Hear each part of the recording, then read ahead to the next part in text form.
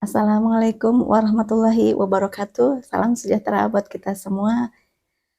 Semoga kita selalu dalam lindungan dan limpahan rahmatnya. Pada kesempatan kali ini saya akan sharing ya mengenai ini.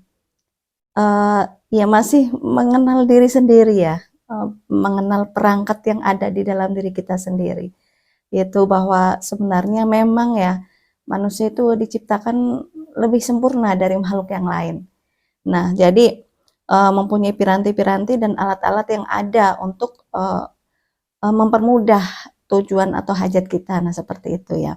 Nah, kita tahu bersama ya bahwa kemarin saya udah sharing ya mengenai ini struktur hati. Nah, bagaimana kalau di dalam ilmu hati atau ilmu tasawuf ya, itu kita bisa mendownload bahwa apa yang ada di luar diri kita itu bisa sebenarnya ada di dalam diri kita. Jadi kita hanya tinggal mendownload. Nah, jadi di dalam struktur hati itu kan ada sir ya, itu yang berfungsi sebagai Play Store. Nah, mendownload. Nah, download itu kan ada caranya. Ya, apalagi kalau iya maaf ya ini kalau kita belajar dari ulama-ulama yang besar ya, syekh-syekh yang zaman dahulu lah, yang terdahulu. Kalau kita ya beda mungkin ulama zaman sekarang sama zaman dahulu itu berbeda ya, mungkin beda jauh. Nah, jadi kita perlu belajar dari orang-orang yang terdahulu itu kayak Wali Songo, kayak generasi ya wali generasi pertama, generasi kedua. Kalau Wali Songo itu kan merupakan generasi kedua. Generasi pertama itu Syekh Ibrahim Asmorokondi, ya kan Syekh Subakir. Nah, beliau-beliau itu kan pekerjaannya mendownload. Jadi kalau ada urusan apa, masalah apa ya harus langsung konsultasi kepada Tuhan, ya kepada Allah, mendownload, duduk berdiam diri. Nah, jadi duduk sampai berapa tahun kayak gitu kan. Nah, seperti itu. Nah, begitupun di uh, itu untuk memperlancar segala hajat bisa. Nah, begitupun kita juga di dalam ilmu leluhur ya, ajaran leluhur juga sebenarnya sama. Karena memang sumbernya sama ya. Sebenarnya Islam itu ada, itu dari zaman dahulu, itu sudah ada dari zaman Nabi Adam. Itu sudah ada Islam sebenarnya. Makanya terkadang kita menemui banyak hal-hal kesamaan ya antara ini ajaran Jawa sama dengan Islam itu hampir sama. Terus kalau kita kan setiap orang kan punya cipta rasa karsa ya, ya dan beberapa waktu kemarin kita udah pernah membahas antara cipta rasa karsa. Nah, karsa itu adalah setiap manusia itu mempunyai keinginan, mempunyai tujuan, mempunyai cita-cita, mempunyai apa yang ingin dicapai, apa yang ingin dituju. Nah ya, nah di dalam uh, apa yang ingin dicapai. Nah, untuk mempercepat uh, tujuan kita, kayak misal nih kita mendownload sesuatu hal ya, suatu ilmu misal kita mendownload sesuatu hal yang ada di luar diri kita untuk masuk ke dalam diri kita lah. Seperti itu tuh kan butuh ketenangan ya, butuh buffering, butuh loading. Nah, seperti itu kita harus ini apa bertafakur. Nah, seperti itu harus berdiam diri. Nah, terus uh, itu untuk memperlancar hajat juga bisa. Jadi setiap orang kan punya keinginan, punya tujuan, punya cita-cita. Nah, kalau di dalam hasanah ilmu leluhur itu ada untuk suatu ilmu atau suatu hajat atau suatu ini ya, tujuan kita apa supaya lebih cepat masuk. Nah, kalau di dalam ilmu tasawuf kita harus mendownload. Sebenarnya intinya sama sih, cuma bahasanya saja yang berbeda ya. Kalau di dalam ilmu leluhur itu ini kita harus mendorong apa maksudnya sesuatu hal yang ada di luar diri kita supaya bisa masuk ke dalam, entah itu hal apapun ya. Itu bisa berupa suatu keilmuan atau kita belajar ilmu apa, atau itu merupakan suatu hajat atau keinginan. Misal kita pingin usahanya lancar, kita pingin punya apa. Nah, supaya apa yang ada di luar diri kita itu cepat masuk ke dalam diri kita. Nah, itu harus didorong, harus ada daya dorongnya. Nah, daya dorong itu kan energi. Kita harus menghasilkan energi. Nah, daya dorong itu dengan apa? Dengan kita banyak-banyak bertirakat dan berpuasa. Nah, salah satu contoh yang bisa untuk mempercepat ya atau mendorong sesuatu yang ada di luar diri kita supaya cepat masuk ya. Kalau dalam ini ya Gus Dur ya, itu kan ada lagunya ya, karena sesuatu ilmu itu masuknya manjing ya, yang ada di luar diri kita supaya masuk meresep manjing ke dalam diri kita, itu harus didorong dengan salah satunya ya dengan berpuasa mutih. Itu bisa untuk mendorong segala hajat apapun bisa. Nah, tetapi itu salah satunya ya, selain itu banyak sekali. Apalagi di tanah Jawa itu jenis-jenis puasa itu beraneka ragam. Nah, di sini yang akan kita bahas itu manfaat dan caranya ya untuk berpuasa mutih ya. Sebenarnya kalau di dalam Islam itu manfaat puasa juga sangat luar biasa itu. Baik itu dari segi ini ya, dari segi kesehatan jasmani ataupun dari segi non fisik ya, spiritual, itu sangat bagus sekali. Makanya umat Islam itu diwajibkan puasa Ramadan dalam 12 bulan, wajib berpuasa dalam 1 bulan. Tapi kalau kita tahu isi dan makna dari puasa itu ya, manfaatnya apa saja, keutamaannya, itu sebenarnya nggak cukup kita hanya berpuasa 1 bulan ya, perbandingan 12 bulan kita tidak berpuasa, kita hanya berpuasa dalam 1 bulan, itu nggak cukup, nggak seimbang, karena makanan badan alus kita itu juga butuh nutrisi, nggak hanya badan kasar saja ya, badan materi ataupun fisik kita, badan alus kita pun butuh makanan. Itu salah satunya dengan berpuasa makanannya.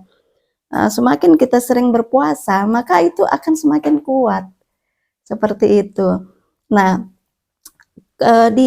makanya Rasulullah mengajarkan ada puasa sunnah, Senin Kemis, itu juga bagus, baik dari segi kesehatan, dari segi medis, dari fisik kita ya, itu membersihkan kotoran-kotoran yang ada di dalam tubuh kita, dalam usus kita, itu akan lebih sehat. Bahkan puasa itu bisa menyembuhkan suatu penyakit. Kayak gitu. Puasa Senin Kemis itu puasa sunnah bagus itu. Semakin sering dilaksanakan, dijalankan, itu akan semakin bagus. Nanti efeknya akan terasa di dalam tubuh kita. Ya. Nah, ini saya akan menjelaskan salah satu jenis puasa juga yang fungsinya itu untuk mendorong apa yang ada di luar diri kita supaya cepat masuk ke dalam diri kita. Baik itu berupa hajat, tujuan, keinginan, kehendak ya, ataupun suatu ilmu. Nah, itu harus ada pendorongnya kayak gitu. Ya memang bisa sih kita berdoa, kita ini ya tanpa puasa, tetapi itu nanti efeknya berbeda hasilnya. Jadi semakin berat sesuatu yang kita lakukan, maka itu hasilnya akan semakin maksimal, yaitu kalau kita ngomong bab tirakat ya. Terus yang selanjutnya itu adalah kita berpuasa mutih ya. Itu bisa untuk membersihkan hati dan membersihkan jiwa, bisa untuk melancarkan segala hajat ya, hajat apapun itu ya. Nah, itu juga kalau puasa mutih itu sama, yang namanya berpuasa ya kita nggak makan, nggak minum dalam 1 hari itu ya. Tetapi kalau di dalam puasa mutih itu kita hanya berpuasa air putih sama nasi putih saja. Nah, di dalam puasa mutih ini pun ya, itu ada tingkatan-tingkatannya. Kayak gitu. Dari kurun waktunya juga ada yang minimal tuh, paling cepat puasa mutih itu 3 hari ya. 3 hari berturut-turut. Nah, yang kedua itu puasa mutih 7 hari. Iya, tergantung hajat kita ataupun ya keinginan kita mampunya di mana. Karena segala sesuatu itu tuh nggak boleh dipaksakan ya. Tetapi kalau niat bulat 100% itu wajib. Kayak gitu. Tetapi ya kita juga ngelihat kondisi fisik kita kayak gitu. Kira-kira kita dalam kondisi sehat atau enggak. Kalau kita ya untuk menjalankan puasa kita harus benar-benar kondisi sehat. seperti itu. Nah, itu ada puasa muti itu ada beberapa level tingkatan, ada yang paling rendah ya minimal ya dalam taraf latihan itu 3 hari, yang kedua 7 hari, nah yang selanjutnya lagi itu ada 21 hari, nah 21 hari itu selanjutnya lagi itu ada 40 hari, nah jadi itu harus berturut-turut tanpa putus.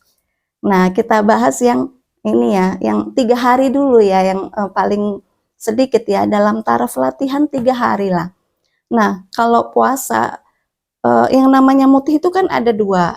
Ada namanya puasa mutih, berarti dari pagi sampai siang kita berpuasa, kita nggak makan, nggak minum. Itu berpuasa mutih. Tetapi ada juga namanya mutih.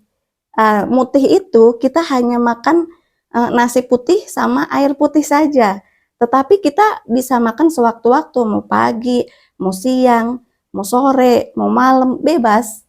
Kayak gitu, nggak ada kurun waktu. Nah, tapi kalau namanya berpuasa, itu kita nggak boleh makan, nggak boleh minum. Beda dengan mutih saja ya. Tetapi ya nanti daya atau energi atau yang dihasilkan juga berbeda. Ya namanya puasa, mutih sama mutih kan berbeda. Iya kan? Nah, itu kita kalau mau menjalankan itu kita harus punya niat yang kuat. Karena itu sebenarnya kalau dijalani berat loh. Nggak gampang secara teorinya itu mungkin gampang ya, itu mah puasa biasa cuma makanannya aja yang beda. Tetapi kalau kita jalankan beneran itu berat sebenarnya. Perlu dilatih ya, segala sesuatu perlu dilatih supaya bisa, supaya mudah untuk menjalankan ya. Sesuatu hal yang ringan aja kalau kita nggak pernah latihan ya akan terasa berat. Nah seperti itu. Nah ini jadi kita bahas dalam taraf latihan ya 3 hari puasa muti. Jadi di hari pertama ya itu lebih bagus bagus dijalankan itu di hari kelahiran kita. Jadi kita misal kayak minggu pon ya misal. Nah di hari minggunya Sabtu ya, Sabtu malam minggu itu kita udah bersiap-siap, kita udah bersuci, mensucikan diri, mandi keramas ya, harus benar-benar suci, lahirin badan kita, lahir dan batin itu harus suci. Nah terus yang kedua itu bagus dilaksanakan di hari weton ya, hari weton kita, misal hari Senin, hari Rebo, hari Minggu. Nah nanti pasarannya apa? Itu harus pas. Nah terus 3 hari itu kita makan nasi putih sama air putih itu cuma 3 suap. Pagi ya sahur jam 4 ya, setengah 5 sebelum subuh, sahur hanya 3 suapan saja, jangan banyak-banyak. Terus malamnya buka sore kita hanya 3 suap. Siang nggak boleh makan, nggak boleh minum ya. Nah hanya 3 suap. Nah terus di hari pertama kita boleh makan 3 kali. Itu di pagi hari ya saat waktu sahur, terus sore waktu buka, dan malam hari jam 12 atau jam 1 malam. Kita makan 30-kan, 3 suapan. Nah seperti itu. Itu di hari pertama. Di hari kedua ya kita makan 2 kali, pagi sama sore, yaitu di saat kita sahur dan di saat kita buka. Juga sama, 3 suapan, 30-kan ya namanya, 3 suap. Itu jangan banyak-banyak makan nasi kita. 3 suapan cukup. Itu di hari kedua kita makan 2 kali ya, pas waktu sahur sama buka. Selebihnya kita nggak boleh makan. Nah di hari yang ketiganya ya, hari yang ketiga itu kita ini nggak makan di tengah malam ya, jadi jam 12, jadi sekali. Atau mungkin ada yang bablas, jadi nggak makan, nggak minum, nggak tidur. Jadi dalam hari ketiga itu kita nggak boleh tidur dalam 24 jam. Nah latihan ya, leluhur kita itu juga dulu kuat-kuat karena itu, karena bisa menahan ngantuk kayak gitu. Nah jadi di hari pertama kita makan 3 kali, pagi, sore, malam, hari kedua sahur sama buka, hari ketiga kita nggak makan, nggak minum, nggak tidur. Itu namanya ngebleng ya, 3 hari itu. Yang hari ketiganya kita nggak boleh tidur. Kalau kita sampai tertidur 1 menit, 2 menit, 5 menit, itu harus ngulang lagi dari awal. Nggak boleh kita tertidur. Nah, itu yang puasa 3 hari. Nanti kita buka lagi di maghribnya. Habis maghrib jam 6, setengah 7, kita buka di hari ketiganya. Tetapi hari ketiga ini harus benar-benar kita nggak boleh tidur. Meskipun hanya sekejap saja, kita nggak boleh tertidur. Harus tahan mata kita. Nah, itu ya. Itu untuk memperlancar segala hajat atau untuk mendownload lah, memasukkan sesuatu apa yang ada di luar diri kita, yang kita inginkan, yang kita hendaki, ya, yang kita tuju supaya masuk, mancing, meresep ke dalam diri kita. Itu harus didorong. Salah satunya dengan puasa mutih itu ya. Itu manfaatnya sangat luar biasa ya kalau dijalankan ya. Nah, terus di dalam puasa mutih 3 hari, kita diusahakan kurangilah aktivitas keluar, aktivitas sehari-hari gitu ya, keluar rumah, kita kurangi. Jadi dalam 3 hari itu, kita harus benar-benar fokus dan konsentrasi apa yang akan kita tuju, apa yang kita inginkan, apa yang kita kehendaki, apa doa kita. Itu harus kita fokus dan konsentrasi selama 3 hari berturut-turut itu. Kita nggak boleh berpikir yang lain, kita diusahakan jangan beraktivitas yang lain-lain dulu. Jadi harus benar-benar fokus dan konsentrasi gitu. Nggak boleh ada gangguan dari luar gitu. Kalau bisa, kalau orang zaman dulu kan seperti itu. Kalau ada permasalahan atau hajat atau ada tujuan, ya harus duduklah dalam berapa tuh 21 hari, 40 hari, 100 hari. Nggak boleh ada gangguan dari luar. Jadi khusus fokus dan konsentrasi. Nah, itu nanti akan lebih maksimal seperti itu. Jadi dalam 3 hari itu kita fokus pada doa kita. Selain itu juga hati kita juga harus bersih. Kita nggak boleh menyimpan sifat takabur, iri, dengki, atau kita menggunjing orang, menghibah, memfitnah, itu nggak boleh. Pikiran kita juga harus bersih, harus jernih ya. Jadi harus konsentrasi tertuju hanya kepada Tuhan, hanya kepada Allah, lebih mendekatkan diri kepada Allah, dan kita hanya memikirkan Tuhan dan apa yang menjadi tujuan dan cita-cita kita, tujuan dan keinginan kita. Nah, kalau cita-cita itu kan pengertiannya luas ya. Jadi keinginan kita. Nah, supaya apa yang ada di luar diri kita itu cepat masuk, meresep, manjing ke dalam diri kita. Ini bisa kita untuk belajar suatu ilmu tertentu, itu dengan berpuasa mutih ada banyak tentu. Ini ya, tata caranya juga bisa untuk memperlancar hajat kita, tujuan kita, keinginan kita, kayak gitu kan. Itu bisa menarik sesuatu yang ada di luar diri kita supaya masuk ke dalam diri kita. Itu harus kita download, harus kita ini dorong. Nah, seperti itu ya. Jadi supaya lebih cepat. Nah, seperti itu. Nah, kalau tirakat itu juga ini ada level-levelnya. Jadi ada tingkatan-tingkatannya. Jadi semakin banyak, kayak misalnya 3 hari, kita berpuasa 3 hari. Dengan kita berpuasa 7 hari, tentunya nanti energinya itu juga akan berbeda. Hasilnya juga akan berbeda nanti. Nah, beda lagi kalau kita berpuasa 21 hari berturut-turut tanpa putus. Itu juga nanti lebih maksimal lagi nanti yang kita rasakan. Atau mungkin sampai ada 40 hari atau 100 hari. Nah, ada kalau di pondok-pondok pesantren itu yang masih ya mungkin di Jawa Tengah, Jawa Timur ya. Kalau Jawa Barat sih maaf ya, mungkin udah berbeda. Jadi udah banyak campuran-campuran pemahaman dari ya gitulah. Jadi yang masih ilmu yang masih lengkap dan komplit itu dari pesantren Jawa Tengah dan Jawa Timur. Jadi yang mengajarkan komplit ada syariat, ada hakikat, ada torekot, ada makrifat. Nah, itu diajarkan semua. Jadi nggak hanya kulitnya saja yang dipelajari ya. Justru isinya itu jauh lebih penting dari kulitnya. Nah, seperti itu ya. Nah, jadi itu puasa mutih itu pun ada level-levelnya.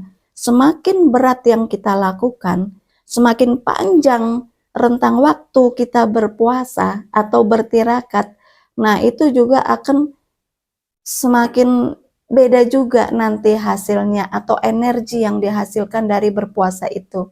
Ya, daya energinya itu akan berbeda. Nah, jadi makanya para leluhur kita itu dulu hobinya itu berpuasa ya. Jadi karena memang manfaatnya sangat luar biasa sekali, baik secara fisik maupun secara non fisik.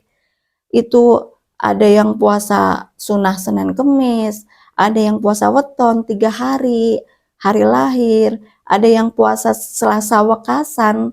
Nah, Selasa Wekasan itu juga bagus. Jadi Selasa, Rebo, Kemis kita berpuasa 3 hari, tetapi nilai dan bobotnya itu sama kayak puasa 40 hari. Nah, itu ada hitungan-hitungannya. Nah, itu leluhur kita itu dulu hobinya itu berpuasa. Karena berpuasa itu menghasilkan suatu energi yang aneh. Tujuan apapun ya, maaf, sebenarnya itu netral ya, bisa buat kanan kiri. Kayak gitu. Tetapi ya kalau kita ya buat yang kanan aja, karena suatu kebaikan dan kejahatan nantinya akan berbalik ke dalam diri kita sendiri. Kalau nggak ke diri kita ya ke anak cucu kita. Nah, seperti itu ya. Jadi hukum tak tuai itu masih berlaku sampai kapanpun. Nah, seperti itu. Jadi kita gunakan segala sesuatu yang ada di diri kita itu untuk sesuatu hal yang positif, yang baik gitu kan. Jangan melukai orang lain. Kayak misalnya kita bertirakat untuk kita sakit hati nih sama orang lain. Kita bertirakat, kita duduk supaya orang itu celaka. Mungkin ya Tuhan mungkin bisa saja mengizinkan ya, dan itu terjadi karena Allah itu profesional. Tuhan bagi semua umat, baik itu orang baik ataupun orang jahat. Orang jahat pun dia Tuhannya, ya Allah. Memang ada Tuhan yang selain Allah? Kan gak ada di dunia ini. Orang jahat pun dia meminta kepada Tuhan. Iya kan, karena Allah itu profesional. Makanya baik itu untuk orang baik atau orang jahat itu dikabulkan semua.